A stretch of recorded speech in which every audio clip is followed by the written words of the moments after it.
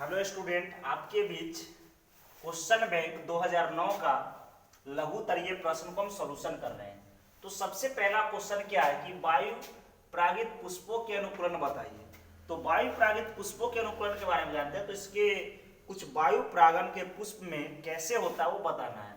तो सबसे पहला नंबर इसमें याद रखना है कि इसमें पुष्प जो होते हैं हल्का होते हैं, इसमें पेटल झड़कर गिर जाता है, इसमें सेफल झड़कर गिर जाता है। सवाल नंबर 2 है, मेंडल ने अपने प्रयोग के लिए मटर का चयन क्यों किया। आखिर बहुत सारे प्लांट थे पृथ्वी पर, लेकिन उन्होंने मटर का ही चयन क्यों किया। तो सबसे पहला है कि मटर का चयन क्यों किया। मटर का पुष्प द्विलिंगी होता है, इसे से आसानी से उगाया जाता है, इसका जीवन अवधि कम होता है, इसका लक्षण स्पष्ट होता है। सवाल नंबर 3 है, वृषण तथा अंडाशय प्रत्येक के दो मुख्य कार्य थे। तो वृषण के कार्य, यह नर हार्मोन का निर्माण करता है, यह शुक्राणु का निर्माण करता है। अंडाशय के कार्य, यह मादा लिंग हार्मोन का निर्माण करता है। बी में है, यह अंडाणु का निर्माण करता है। हीमोफीलिया को ब्लीडर्स रोग क्यों कहते हैं।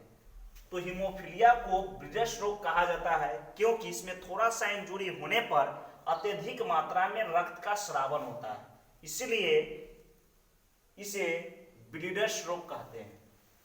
उसके बाद है पंचवा सवाल, रिस्ट्रिक्शन एंडोन्यूक्लिएज क्या है। तो यह एक प्रकार का एंजाइम है जो डीएनए को काटने में मदद करता है।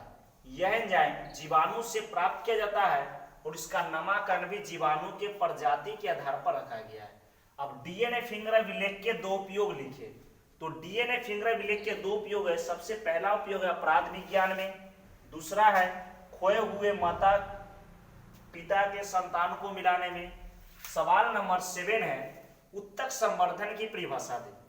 उत्तक संवर्धन होता क्या है। तो जब जड़ तथा पत्ती के मदद से कृत्रिम माध्यम में नए पौधे का निर्माण करते हैं तो उसे उत्तक संवर्धन कहते हैं। पौधा का वैसा अपरिवर्तित रूप जिसका उपयोग उत्तक संवर्धन में होता है उसे कैलस कहते हैं।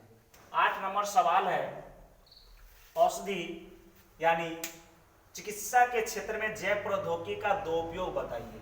तो सबसे पहला उपयोग इंसुलिन दवा का निर्माण में, यानी जैव प्रौद्योगिकी के मदद से इंसुलिन दवा का निर्माण किया गया है जिसका उपयोग डायबिटीज बीमारी के उपचार में किया जाता है।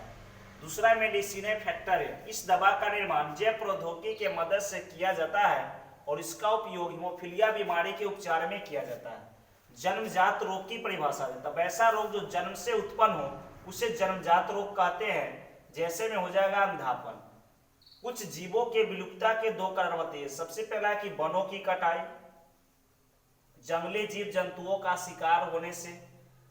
जीन अभियांत्रिकी की परिभाषा देता है, जब बायोलॉजी की वैसी शाखा जो जैव प्रौद्योगिकी के मदद से, यानी बायोलॉजी की वैसी शाखा जो जैव प्रौद्योगिकी के मदद से विभिन्न प्रकार का उत्पाद का निर्माण करते हैं और नए तकनीक के मदद से विकसित किया जाता है उसे जीन अभियांत्रिकी कहते हैं। जीन अभियांत्रिकी का कुछ दूसरा प्रकार की बायोलॉजी की वैसी शाखा जो सूक्ष्म जीव के मदद से विभिन्न प्रकार का प्रोडक्ट का निर्माण करते हैं और उसे नए तकनीक के मदद से विकसित किया जाता है उसे जीन अभियांत्रिकी कहते हैं।